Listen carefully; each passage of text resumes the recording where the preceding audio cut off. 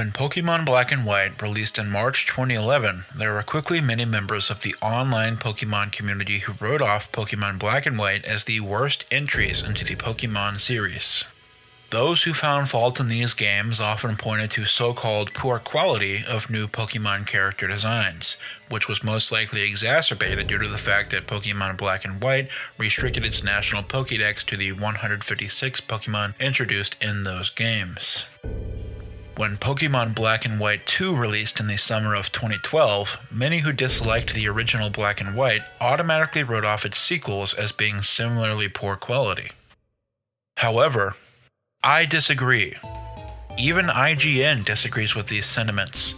In their review of Pokémon Black and White versions 2, they gave the sequel a rating of 9.6 out of 10. Audrey Drake Rigg, the author of IGN's Pokémon Black and White 2 review, writes this: "Look no further, the perfect realization of Pokémon on the DS has arrived." Despite initial fan criticism, Pokémon Black 2 and White 2 are truly ideal Pokémon games through their combined use of powerful themes, immersive world building, fantastic sound design, and charming art direction. The true importance of these aspects is revealed when contrasting how Pokémon Black 2 and White 2 compare to the 3D art style of games that have come after these entries. Juxtaposed to previous entries, Pokémon Black and White as well as Pokémon Black and White 2, commonly referred to as the collective Generation 5, are the first mainline Pokémon games to explore more substantive themes, dealing with complex ideas like oppression, liberation, truth, ideals, and nuance. In previous games, we see an overtly clear distinction between good and evil. There is never any good that can come from the plight of the antagonists. The story of Generation 5 changes that by asking the question, are Pokémon being oppressed by being kept in Pokeballs, and are they in need of liberation? The antagonistic force of Pokémon Black and White, Team Plasma, would say yes, so emphatically that they even separate trainers and their Pokémon by force. In, the king of Team Plasma wholeheartedly believes that Pokémon are being oppressed and need to be liberated. It is only through his interactions with the player that he begins to realize that Pokémon can still be happy while being kept in Pokeballs. At the climax of these games, it is revealed that, as a surprise to absolutely no one, the mastermind of Team Plasma, Getsis, was only trying to tear down the bonds between trainers and their Pokémon in order to create a power vacuum that he himself could fill, thus allowing Team Plasma to conquer the Unova region. Despite being sequels, Pokémon Black and White 2 still present the player with one of the best stories the Pokémon franchise has to offer. I didn't even play Generation 5 in order. I played Pokémon Black and White 2 prior to playing the original entries, and yet I still found the story to feel complete and immensely satisfying. Don't just take my word for it though. In the same IGN review referenced earlier, Audrey Drake Rigg writes, "The story presented in Black and White was easily the most captivating in series history, and Black and White 2 only deepens and expands the narrative set forth in those games. While the story stands on its own, watching this arc come to a close should prove especially fulfilling for fans of Black and White." The themes of nuance are further developed in the sequels, Pokémon Black and White 2, which take place 2 years after the events of the original entries. Black and White 2 sees the people of the Unova region interact with the two faces of Team Plasma. On one hand, you see those of Team Plasma who are still loyal to Getsis and his ultimate ambitions from 2 years ago, and on the other hand, there exists a group of reformed Team Plasma members who remain loyal to In and his eventual more nuanced understanding of how Pokémon interact with their trainers. These members of the reformed Team Plasma are repentant of their actions from 2 years ago and seek to make amends by caring for the Pokémon that they have separated from their trainers. While playing Pokémon Black and White 2, the player encounters many individuals who were affected in one way or another by Team Plasma's actions from the past, some of whom are even sympathetic towards the ideological false pretense set forth by the Team Plasma of 2 years ago, further blurring the line between good and evil. The morality in the Generation 5 games, ironically, isn't just black and white, but there's an ambiguous gray area as well. In Pokémon Black and White 2, one of the characters who was affected by the actions of Team Plasma from 2 years ago is none other than the game's rival character, Hugh. 5 years prior to the events of Black and White 2, a purloin that had been gifted to Hugh's younger sister by their now deceased grandfather was stolen by a member of Team Plasma. Unlike every other rival character introduced up to this point, Hugh's main interest is not becoming as strong as possible in order to challenge the Pokémon League. His goal is to become strong enough to take down Team Plasma and reclaim what was stolen from his sister. Throughout the majority of the story, Hugh remains headstrong and impatient, focusing solely on dismantling Team Plasma in order to take back his sister's purloin. Towards the end of the game, a member of Team Plasma's Shadow Triad returns the stolen Pokémon to him. But there's a problem. Purloin had been used by Team Plasma for so long that it had evolved into a Liepard and forgotten Hugh entirely. Hugh remarks that the Pokémon is standoffish and won't stop glaring at him. I believe that through this encounter, Hugh is able to find value in the actions of the reformed faction of Team Plasma. Whereas earlier in the story, he largely writes them off as being all talk. In the post-game, he can be found in Team Plasma's safe house located in Driftvale City.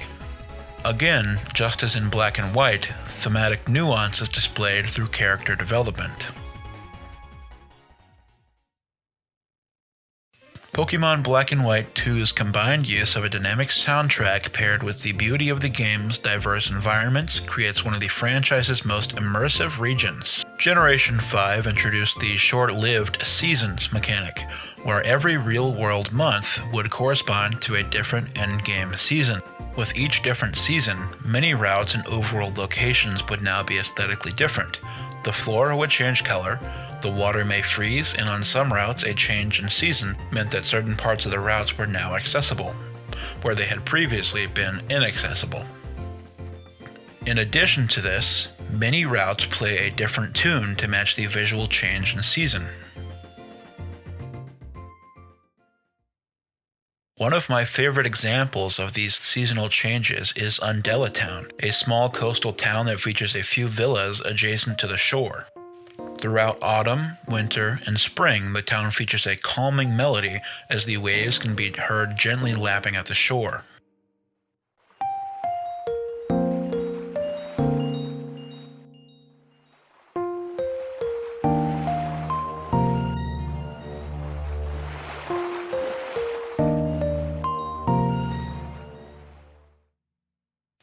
However, the town comes alive during the summer season. There are more NPCs in the town, the music becomes a lively tropical beat, and even the waves can be heard hitting the shore at a faster frequency.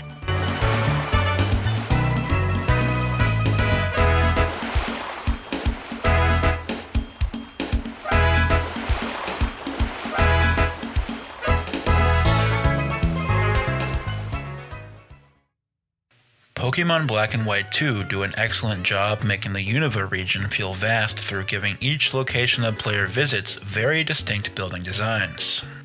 One of my favorite examples of this is Lintimus Town. Lintimus Town is a small rustic town in between a desert and a mountain pass. Being based off of the American Southwest, Lintimus Town features beautiful adobe homes and a heavily worn path through the town. The music for Lintimus Town is a laid-back Latin groove featuring trumpets, guitar, bass, and traditional Latin percussion. The track is in a minor key and almost feels somber, which complements the isolated and quaint nature of the town quite well.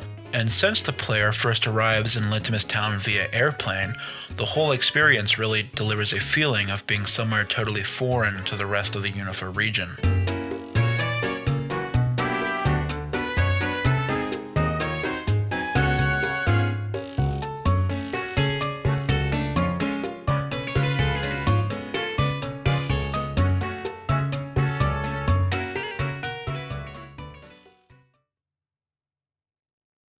Lastly, I'd like to touch on the revamped Pokémon gyms. In Pokémon Black and White, while each gym had its own unique visual design, the music was all the same. In Pokémon Black and White 2, a few new gyms have been added, while those that are still present from the original games have gotten their layout completely redesigned. Additionally, each gym has its own unique track which matches the associated theme of the gym. Here are a couple of my favorite examples. In Clay's mining-themed ground-type gym, the track that plays features a lot of heavy bass, which matches well with the dark industrial environment.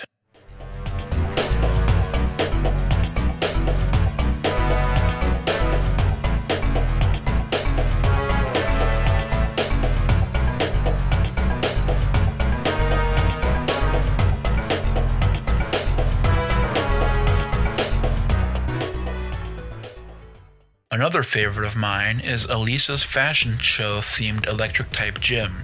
Here, the track is very high energy and features heavy usage of electric synth. This track is also one of the 4 tracks introduced in Pokémon Black and White 2 that feature actual human voice, which is something the series hasn't had since Pokémon Yellow released in 1999.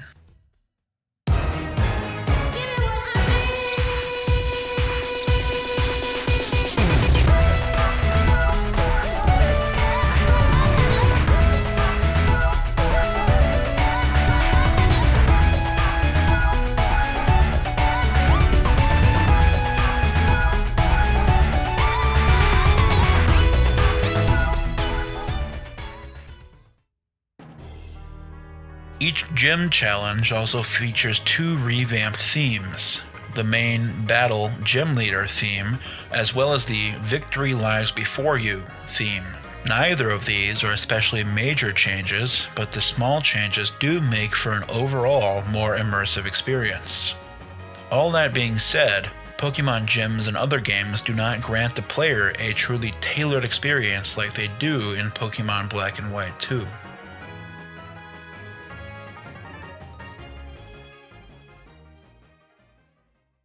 As I mentioned in the introduction, Pokémon Black and White caught quite a bit of backlash due to its quote-unquote poor character designs and the restrictive regional Pokedex, allowing only Pokémon introduced in Generation 5 to be caught throughout the main story.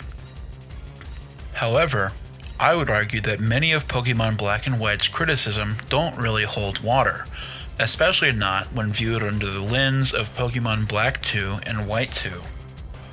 It seems that Game Freak intended Pokémon Black and White to be a soft reboot of the series, since many parallels can be drawn between Pokémon designs from Generation 1 to Generation 5. So, to posit that Generation 5 debuts poorly designed Pokémon would suggest that Pokémon Red and Blue did the same. Many would point to Generation 5 designs like Trubbish and Garbodor, arguing that Game Freak is being lazy by making Pokemon designs based off of inanimate objects. To that point, I would raise you this. Geodude, Graveler, and Golem are all rocks. Magnemite and Magneton are just magnets. Grimer and Muck are nebulous piles of toxic sludge. Voltorb and Electrode are literally canonical Pokeballs that were exposed to high amounts of energy. Execute is just a group of 6 eggs. Coughing and Wheezing are clouds of toxic gas. All of this just comes from Generation 1, and throughout the franchise there are plenty of examples just like this. Ultimately, I think the argument comes from those who didn't like the changes that were being made to the franchise and were looking only for something to criticize. The good news is that although Pokemon Black and White did limit the player's freedom to choose which Pokemon they would add to their team, Pokemon Black and White 2 completely rectified this issue by implementing the largest regional Pokedex the series had seen thus far. According to Bulbapedia, Pokemon Black and White versions 2 feature a Pokédex of 301 different Pokemon species, many of which are from previous generations. This is far more than the regional Pokédex of Pokemon Black and White, which were limited to the Pokemon introduced in that game. Additionally, the regional Pokédex of Pokemon Black and White 2 contained 45 more Pokemon than the regional Pokédex of Pokemon Heart Gold and Soul Silver, which prior to Pokémon Black and White 2 had the largest regional Pokedex. The added species of variety makes Pokémon Black and White 2 feel like a more complete and customizable experience when compared to its predecessors. So far, I've discussed how Pokémon Black and White 2 were viewed and how they compared to games of their time. But how will these nearly 14-year-old games compare to the modern Pokémon releases? I would argue astonishingly well. Over the past few years, I've noticed a growing appreciation of the Generation 5 games within the Pokémon community, which I believe is due to how well they compare to modern entries. Pokémon switched to using 3D animated models upon the release of Pokémon X and Y in 2013, and since then, things haven't quite felt the same. For example, the switch to 3D desaturated so many of the Pokémon models. Look at Charizard, for example. The switch to 3D must have also given him a severe vitamin C deficiency because Charizard's colors have turned from a glowing orange color to an almost sickly pale orange. There are literally hundreds of other cases like this, in which the once vibrant colors of various Pokémon have become desaturated and, quite frankly, a little gross. The music in Pokémon has always been a strong suit, and even to this day it remains as something you can count on to be generally well done in the games. However, I feel as though the music over the past couple of mainline game entries has been becoming more bland and less memorable. Certainly there are still good tracks within these games, but not nearly as concentrated as in previous games. It almost feels as if many of the route and location themes of Pokémon are becoming a means to an end, just passable enough to fit the scene they are made for, but not individually compelling. In line with the music, it seems like the locations themselves are becoming a means to an end. In Pokémon's most recent installment, Pokémon Scarlet and Violet, many of the buildings within the region's sparse cities are unable to be entered by the player, relegating all utility that these locations have to an interactable menu located outside of the building. If the goal is to optimally streamline the Pokémon experience, why not just cut out the middleman and let the screen be a giant wall of text? Certainly this would allow the player to achieve their goals within a more timely manner. Of course, this isn't the ideal. The ideal is to create a game that is also a work of art. Pokémon can be great in a 3D setting. It's not a fault of the hardware that games are made for. Just look at titles like Super Mario Odyssey and The Legend of Zelda Breath of the Wild. These games came out nearly 10 years ago, and Pokémon still hasn't caught up to their visuals. Game Freak's apparent need to release a new installment in the Pokémon franchise is what leads to mainline titles like Scarlet and Violet receiving a 6 out of 10 from IGN. Pokémon games would be a lot better if more time was spent between game releases. It should be better, but it isn't. This is where you come in. Nintendo, Game Freak, and the Pokémon Company know they have an extremely loyal fan base, but enough is enough. If the next games they debut appear to be more of the same status quo, means-to-an-end games we've gotten acquainted with over the past decade, I would implore you to vote with your dollar, or in this case, vote by withholding your dollar. Again, the ideal should be to create a Pokémon game that is also a work of art. This is exactly what Pokémon Black 2 and White 2 are, the truly ideal Pokémon games.